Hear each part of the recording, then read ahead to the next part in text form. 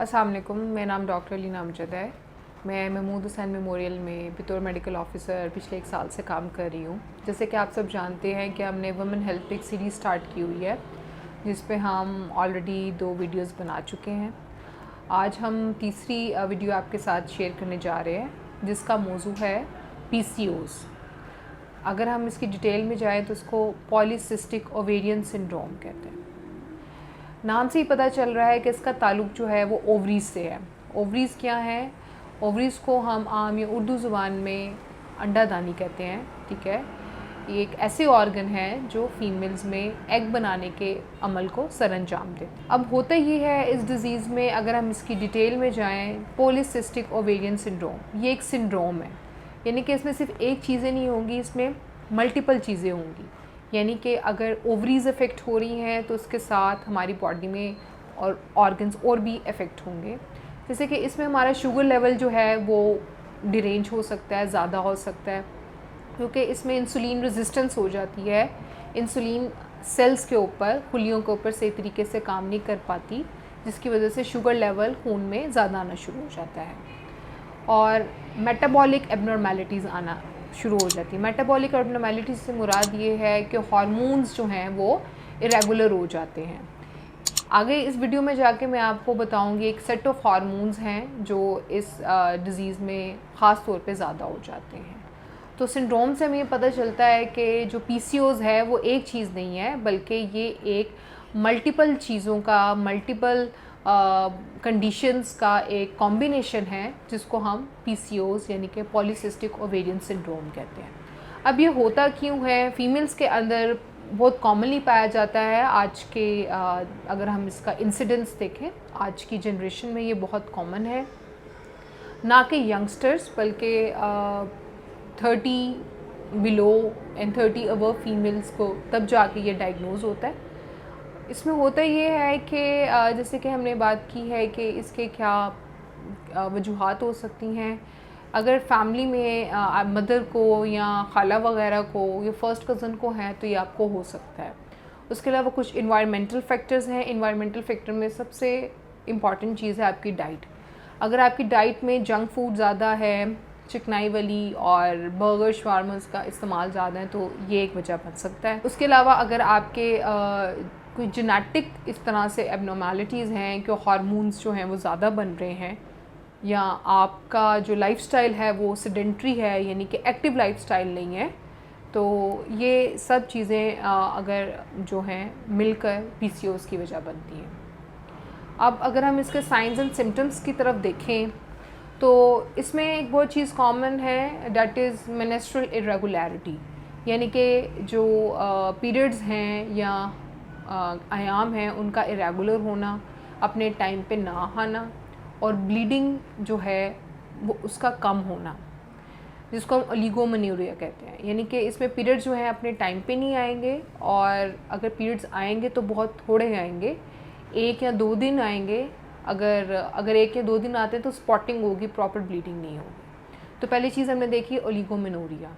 उसके अलावा ये है कि वेट गेन होना शुरू हो जाता है। वज़न जो है वो, अगर आप देखें पेशेंट जिसको कोई मसला नहीं था, वो आकर आपको कहती है कि मेरा कुछ मंथ्स में 5 या 10 kg वेट बढ़ गया है, और उसके साथ PCOS के और भी अलामात हैं, तो आपको ऐसे पेशेंट को ज़रूर वर्कअप करना चाहिए, ख़ास तौर पे यंगस्टर्स को। तो वेट गेन और ओलिगोमेनोरिया इसके बहुत प्रोमिनेंट सिम्टम्स हैं। उसके अलावा शुगर जो है, अगर कभी चेक की जाए तो उसमें शुगर लेवल्स जो हैं वो हाई आ जाते हैं। चेहरे पे जो है दाने वगैरह, एक्नी हो जाती है, और चेहरे पे बाल होना, चिन पे बाल होना, ये जिस्म में गैर ज़रूरी तौर पर नॉर्मली ऐसे जगह जहाँ पे बाल बहुत कम पाए जाते हैं, ठीक है, उस पे बालों का ज़्यादा उसकी ग्रोथ हो जाती है, जिसको हम हिर्सुटिज़म कहते हैं। So oligomenorrhoea, weight gain, hirsutism, hormonal imbalances, ठीक है, ये सब जो हैं साइंस एंड सिम्टम्स हैं PCOS के। एक्नी ख़ास तौर पे फीमेल्स में।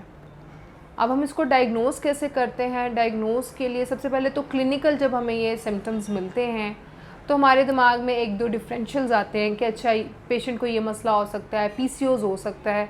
अगर उसका वेट गेन हो रहा है और साथ में स्किन इश्यूज़ आ रहे हैं तो ये हाइपोथायरॉयडिज़म भी हो सकता है। लेकिन पीरियड भी है, एक्नी भी है और हिर्सुटिज़म भी है, बालों की ग्रोथ चेहरे पे ज़्यादा हो रही है, तो ये डेफिनेटली डायग्नोसिस बनता है उस पीसीओएस का। लेकिन इसको हम अल्ट्रासाउंड किए बगैर जो है वो डायग्नोज लेबल नहीं कर सकते हैं। अल्ट्रासाउंड हम पेशेंट का करवाएंगे, अल्ट्रासाउंड पेल्विस करवाएंगे, उसमें हमें ओवरीज दोनों अंडादानियों के अंदर छोटे छोटे जो है वो सिस्ट दिखेंगी। जैसे कि नाम ही बता रहा है पॉलीसिस्टिक ओवेरियन है, यानी कि ओवरीज के अंदर, अंडादानी के अंदर मल्टीपल छोटे छोटे जो हैं वो सिस्ट दिखेंगे। और जो ओवरीज होंगी वो हेल्दी एग्स नहीं बना रही होंगी, ठीक है, और उसके अंदर सिस्ट होंगे। तो ये सबसे पहले डायग्नोसिस है। तो डायग्नोसिस की तशखीस की बात करें तो एक क्लिनिकल डायग्नोसिस है जिसमें सारे साइंस एंड सिम्टम्स हैं, ओलिगोमेनोरिया, हिर्सुटिज़म, वेट गेन, एक्नी और इरेगुलर शुगर लेवल्स। उसके अलावा अल्ट्रासाउंड है। अगर हम मज़ीद इसके टेस्ट की तरफ जाएं, जदीद टेस्टों की तरफ जाएं, तो एक सेट ऑफ हार्मोन्स है जिसको पीसीओएस प्रोफाइल बोलते हैं। उसमें हम कुछ हार्मोन्स हैं स्पेसिफिक, उनका लेवल्स करवाते हैं, जिसमें एफएसएच है, एलएच है, प्रोलेक्टिन है, टेस्टोस्टेरोन है। ये एक सेट ऑफ हार्मोन्स हैं जिसको पीसीओएस प्रोफाइल के नाम से किया जाता है लेबॉर्ट्री में। इसको हम पीरियड्स के दूसरे या 5वें दिन के बीच में करवाते हैं। अगर इसमें हार्मोन्स का लेवल इरेगुलर आ जाता है, प्रोलेक्टिन ज़्यादा आ जाता है या एफएसएच एलएच एबनॉर्मल आ जाता है, तो ये भी डायग्नोसिस करता है पीसीओएस की।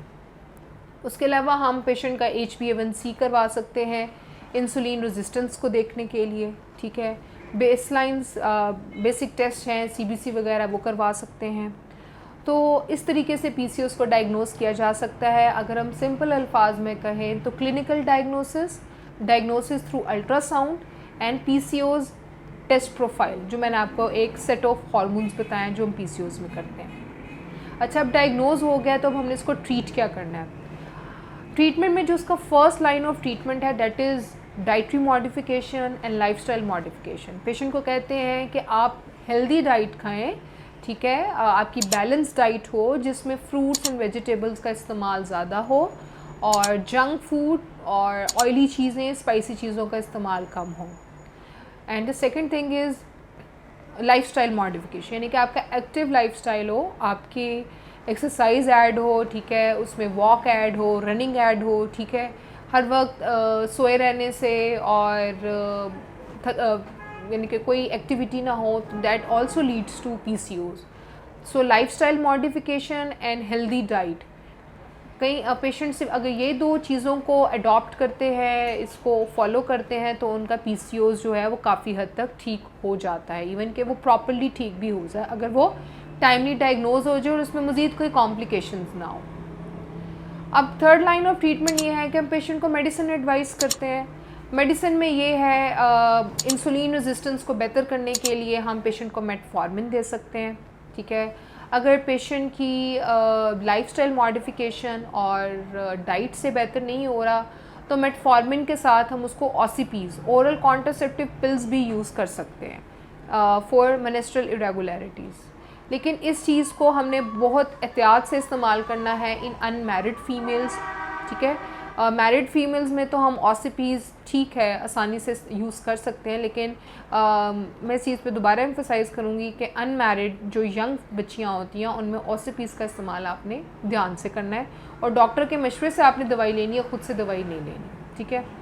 उसके अलावा रनिंग वगैरह है और इसके साथ हम एक पेशेंट को बड़ा कॉमनली देते हैं मायो इनोसिटोल के नाम से साशे हैं जिसमें इनोसिटोल अमाइनो एसिड होता है। तो इनोसिटोल अमाइनो एसिड भी बहुत ज़्यादा पीसीओएस को काफ़ी हद तक ट्रीट करने में ये बेनिफिशियल साबित हुआ है। तो ये सेट ऑफ ट्रीटमेंट है जिसमें हम लाइफस्टाइल मॉडिफिकेशन है, मेडिसिन्स है और इनोसिटोल साशेज़, यानी कि साशेज़ दैट कंटेन्स इनोसिटोल, ये सब बहुत इफ़ेक्टिव है। इसके अलावा ये अगर इसकी कॉम्प्लिकेशंस की बात करें तो कॉम्प्लिकेशन में सबसे जो इम्पॉर्टेंट चीज़ है दैट इज़ इनफर्टिलिटी। बहुत सी पेशेंट्स ऐसी हैं जो शादी के बाद आती हैं इनफर्टिलिटी और उन्होंने कभी अल्ट्रासाउंड नहीं करवाया होता जब वो यंग होती हैं, मैरिड होती हैं।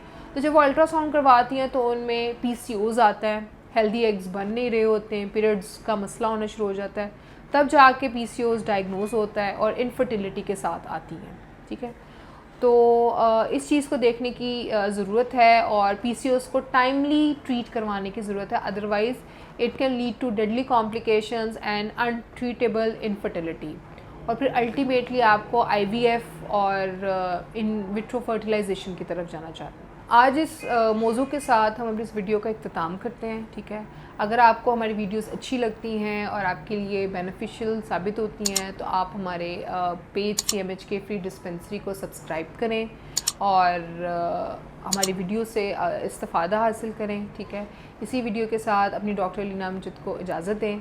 इंशाल्लाह अगली बार हम एक नए मौजू के साथ, एक नई चीज़ के साथ आपके पास हाजिर होंगे। अल्लाह हाफ़िज़।